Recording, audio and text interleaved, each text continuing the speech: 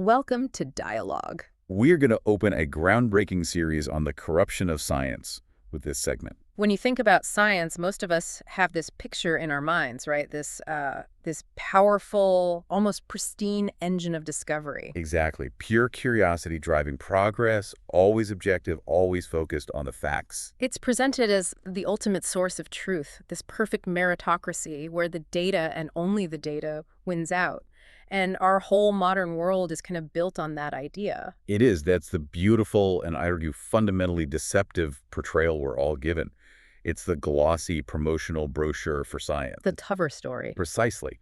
But the reality, what happens behind the scenes in the funding meetings, in the editorial reviews, in the political committees, that's a far, far more complicated story. Because what we're seeing historically, and especially now, is that science has been systematically hijacked, redirected, even weaponized. And not just by a few rogue actors. It's by powerful special interests. Political, financial, ideological. And even the institutions themselves. That's the part that's really shocking. The institutions that are supposed to be the guardians of this process. That realization, I think, it really challenges how we consume information. We're conditioned to see that stamp of science and think, okay, this is neutral, this is authoritative. But if that tool can be manipulated or even just structurally bent, then we have to change the fundamental questions we ask about.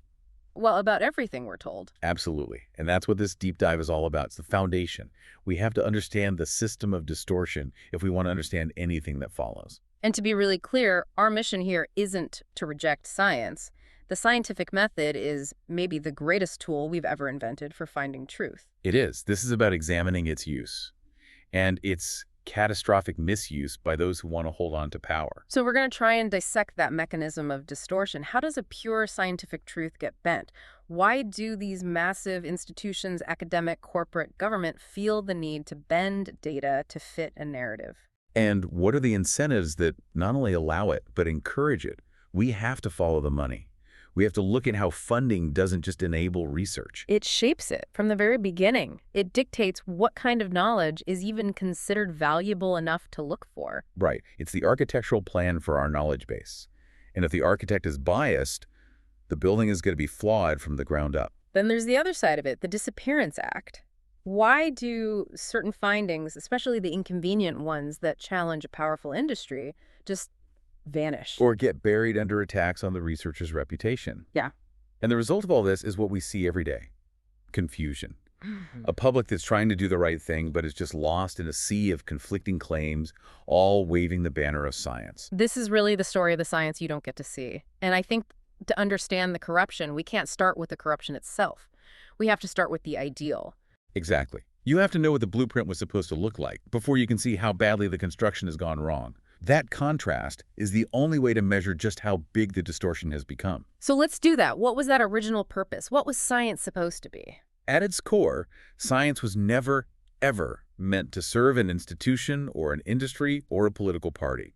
It was a profoundly radical idea. It really was a revolutionary act, wasn't it? The idea that truth isn't something handed down from on high by an authority, a king, a priest, whoever. Right. It wasn't inherited. It had to be actively discovered through curiosity, through rigorous, repeatable inquiry, and maybe most importantly, through doubt. Systematic doubt. That's the engine, isn't it? Science demands that you try to prove the consensus wrong. That's how it moves forward. It is. But look at where we are now. In the modern world, we've totally flipped our relationship with science. We don't treat it as that dynamic questioning method anymore. No, we treat it like a monument, a sacred institution that delivers the final, unquestionable word. It's become a fortress of certainty. And that's the opposite of what it was meant to be. We've turned it into a kind of belief system, a rubber stamp for whatever policy is on the table instead of what it actually is, this messy, ongoing, self-correcting search. And that's why if you really want to navigate this world of manipulated information, you have to strip away all that cultural reverence, all the myths. You have to get back to the absolute fundamentals, the method, the mindset, the principles. Reclaiming the method. Understanding that the authority of science comes from how you got the answer, not who is saying it. The transparency, the rigor, not how loudly it was proclaimed or how prestigious the institution is. And that brings us to the single most crucial distinction for this whole conversation. Which is? The distinction between the promise of science and the practice of science. The promise is perfect objectivity, a pure search for truth. The practice is, well, it's messy human beings working inside systems constrained by budgets and careers and politics. And it's in that gap between the ideal and the reality that all the manipulation and exploitation happens. That's where it takes root. If there were no gap, corruption would be impossible. Okay, so let's break that down. Let's really detail the difference between the engine, the method, and the vehicle it's stuck in the institution. Let's start with the ideal. What are those core pillars of the method? The ideal of science, the methodological core, it's built on these very specific pillars, and they're all designed to systematically filter out human error and bias. So the first one we've touched on, critical inquiry, relentless skepticism. And it has to be applied to your own work just as fiercely as you apply it to a rival's. Nothing gets a free pass. And from there, the absolute bedrock of trust has to be repeatability. The cornerstone. If your finding is real, any competent scientist anywhere in the world following your exact same method should get the same results. Regardless of who's funding them or what they personally believe, it's the ultimate check on bias. And that repeatability depends entirely on the next pillar. Total transparency in your methodology. You have to show your work, all of it. All of it. The raw data, the statistical code, your criteria for selecting subjects. Everything has to be available so people can scrutinize your process, not just your final conclusion. And that transparency is so often the first thing to go in the real world, which I'm sure we'll get to. But the fourth pillar is, it's maybe the most intellectually demanding one. Falsifiability. It's the most radical, I think. A theory is only scientific if it's framed in a way that it can be proven wrong. So if there's no conceivable evidence that could disprove your claim, it's not actually science. It might be an ideology or an article of faith, but it's not science. Exactly. Science requires that a theory stands there, ready and willing to be knocked down by better evidence. It's built on humility. And finally, you have the lifeblood of the whole process, debate and peer review. A finding isn't true just because it got published. It only becomes a temporary consensus after it's been attacked and defended and vetted by a whole community of experts who were literally incentivized to find the flaws in it. Okay, so those 5 pillars, that's the ideal. That's the engine. Now let's contrast that with the reality of the practice, the messy human context it operates in. Because science isn't done by monks in a monastery.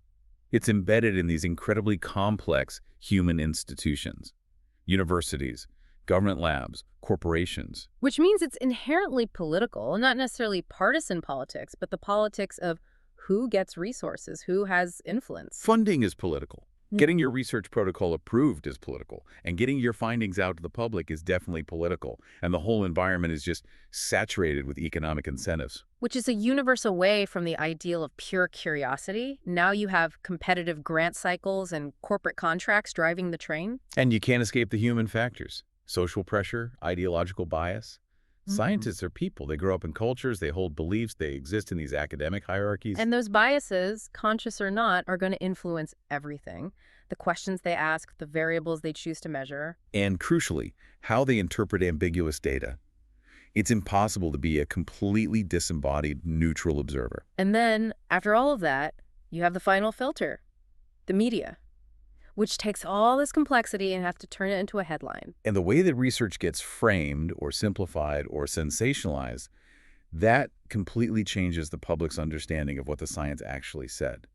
The data might be sound, but the headline, driven by clicks, can be pure fiction. Which is why we have to just directly confront this myth of scientific neutrality. We have to. Science doesn't happen in a vacuum. It is not unbiased because scientists are not unbiased. And the institutions they work for have their own powerful vested interests. I mean, if the people doing the work are in this fierce competition for limited money, worried about their careers, their tenure, subject to all this peer pressure, how could we possibly expect the result to be completely detached from those human pressures? You can't. It forces you to stop thinking of the scientist as some kind of emotionless, truth-seeking robot. And that leads us right into the economics of it all, the real tangible pressures that create these vulnerabilities for corruption in the first place. Let's really dig into that. Let's start with the pressures on the individual researcher. The myth is the genius in the ivory tower. The reality is a professional in a hyper-competitive, cash-strapped field who needs to produce constantly. Yes,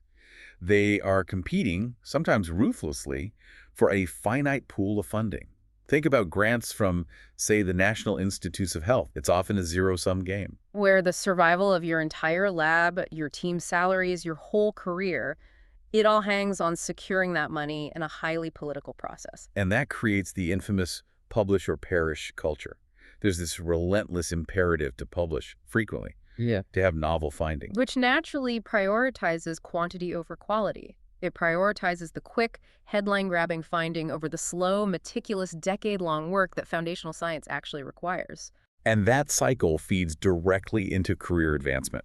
The findings that get headlines, or even better, the findings that confirm what the powerful people already believe. Those are the ones that get rewarded, with prestigious awards, with better grants, with publication in the top journals. If you confirm the establishment view, your path is a lot smoother. But the shadow side of that is even more powerful, and that's the fear of professional retaliation. Right. Imagine you're a young researcher, and your data completely undermines a major theory that your department head has built their entire career on. Or worse, it undermines the flagship product of a major corporation that happens to be a huge donor to your university. Challenging those power structures can be career suicide. We've seen it time and again where researchers who publish something that goes against the economic or academic consensus, they just get blacklisted. Suddenly, their grant applications don't pass review. Their papers get rejected for mysterious reasons. They get labeled as rogue or fringe. So as a result, a lot of researchers are forced to work within these very narrow paradigms. The questions you're even allowed to ask are often determined by the funders. It creates this self-limiting system. If your hypothesis is seen as a threat, say, you want to study a cheap, non-patentable solution to a problem that a big company sells an expensive patented drug for, good luck getting that funded. The influence of peer reputation becomes enormous, and that reputation is often based on how well you align with the established powers. If you're a true skeptic, the system can just shut you out. So given all these pressures, we have to completely shift the questions we ask when we see a new scientific claim. We can't just ask the idealist's question, is the science correct? The much more important, much more realistic questions have to be, who paid for this, and who benefits if this version of the truth becomes widely accepted? It's a shift from seeing knowledge as a purely discovered resource to seeing it as a product that is often designed, paid for, and molded to serve a purpose. Let's talk more about the mechanics of that molding, specifically how special interests get so good at exploiting the time horizon of research, this whole idea of short-term versus long-term science. Short-term science is built for speed. It's about getting fast results, getting headlines, justifying a policy, or launching a product. And because it's so rushed, it's overwhelmingly driven by the funder's immediate needs. And, crucially, this kind of science often has a really low replication rate. When the goal is just novelty and speed, the methodological rigor is the first thing to go. Exactly. It appeals to our desire for immediate gratification. It gives the public a simple answer, a politician a talking point. But it almost always ignores the complex long-term consequences. And this is the type of science that's so easy for special interests to exploit, because it's so much easier to manipulate. The small sample sizes, the lack of follow-up, it leaves all these gaps that can be filled with whatever messaging you want. It sells incredibly well to the media and to funders. It delivers a clear, simple message without all the messy complications of reality. And the most useful part for the manipulator is that it lets them avoid accountability. By the time anyone figures out the study was flawed or couldn't be replicated, which can take years, the policy has already been passed. The product's been approved, the narrative has been set, and the authors of that study have already moved on to the next headline-driven project with a new pot of funding. It's an incredibly effective strategy. Now contrast that with long-term science. Which is the polar opposite. It's slow, it's methodical, it's painstaking. It's work that requires generational commitment looking at ecological impacts or chronic disease over decades, not quarters. And because it doesn't have that instant payoff, it's almost always underfunded. It gets way less media coverage. It's just less sexy. Right. And yet, this is often the science that's the most vulnerable. Why? Because this is the science that tends to challenge the powerful, entrenched narratives. A short-term study on a new chemical might look perfectly safe, but a 30-year longitudinal study might reveal that it's devastating. Which makes that long-term science a direct target for suppression. If short-term science is the fast food of knowledge, quick, profitable, and easy to consume, long-term science is the slow-growing truth that powerful interests would often prefer to keep buried. So this whole economic structure, it brings us back to this idea of scientific consensus. It's a phrase we hear all the time, usually to shut down debate. And we're led to believe it's this pure, inevitable result of objective data just piling up until there's only one possible conclusion. But the reality is that much of what gets branded as consensus isn't just shaped by pure discovery. It's shaped by the economics and the infrastructure surrounding the science. The boundaries of what's considered consensus are often drawn by the people holding the purse strings and the microphones. So how does that machinery work practically? It has to start with the grant structures, right? The eligibility rules. Absolutely. If a major government body or a huge foundation decides that only research aligning with a specific government goal will get funded, the entire field of inquiry just narrows instantly. So dissenting ideas or novel approaches, they're just starved of resources before they even get off the ground. You can't reach consensus on an idea if only one side of the idea is allowed to be researched. Then you have industry funding, which plays this huge, often decisive role. If a tech giant only funds research into how to make their current products faster, that's what science will study. Meanwhile, research into the environmental cost of those products or more sustainable but less profitable alternatives, Yeah. that just withers on the vine. And then you have the internal academic incentives, the drive for tenure, the prestige of publishing in certain high-impact journals that forces researchers to conform to the existing paradigms. They have to tailor their work to fit what the editors and the academic elite already believe. That's how you get things like p-hacking, where people are just torturing the data to get a result they can publish. And of course, there's government agendas. A government can decide to pour billions into research for a patentable vaccine, for instance, while providing almost nothing for slower foundational research into long-term immune health. That's an economic and political choice, not a purely scientific one. And the last piece is the media amplification. Even if a consensus is sound, the media decides how it's framed. Do they explain the nuance, or do they just run with the most alarmist headline? That framing is everything. So the conclusion is pretty sobering. It's not that the science is necessarily fake. The problem is that its purity is structurally constrained by the system it's in. The system selects for the results that are useful to power, whether that's political power, financial profit, or just academic prestige. The corruption isn't necessarily a scientist in a lab coat deliberately lying. It's the system selecting for the scientists who produce the desired answer. The selection process is the corruption. And that really gets us to this idea of the vulnerability gap, this collision point we've been circling between the perfect method and the imperfect institution. The core truth is worth repeating. The scientific method itself, falsifiability, repeatability, critical inquiry, it's sound. The principles are noble. But when those ideals leave the textbook and enter the real world, they just collide violently with human motivations. Ambition, fear, greed. And with institutional pressures, publish or perish, grant survival, and the huge pull of real-world incentives like money and fame. That collision is what creates so much of the damage we see. If science could operate separately from all that, its self-correcting mechanisms would work pretty well. But these powerful interests just keep throwing sand in the gears. That's a great way to put it. It's friction. And that creates this widening gap, the gap between what science aims to be, this pure truth-seeking process, and what it's allowed to be in our society. A political tool, a revenue generator, a stamp of approval for an ideology. And that gap is where the vulnerability comes from. It's the crack where the infection gets in and spreads through the whole system of knowledge. This feels like such a critical way of framing it for anyone trying to sort through information today. Maybe the search for distortion shouldn't start with looking for some villain deliberately faking data. No, it rarely starts with the outright lie. It starts much earlier, much more subtly. It begins with the opportunity that power provides. The power to define the terms of the debate. The power to fund only what you want studied. The power to approve certain methods and reject others. And critically, the power to publish or to blacklist findings. It's about controlling the boundaries of legitimate inquiry. So if a big company can fund only clinical trials that compare their new drug to a sugar pill and not to a cheaper existing alternative, they've already manipulated the outcome before the first test subject is even enrolled. They've defined the starting line and the finish line. The scientific method might be robust within that narrow track, but the track itself has been laid down to lead to only one destination. So we've spent this time really digging into the philosophy, the ideals, and the basic human and economic pressures that compromise them. And this sets the stage for where we have to go next.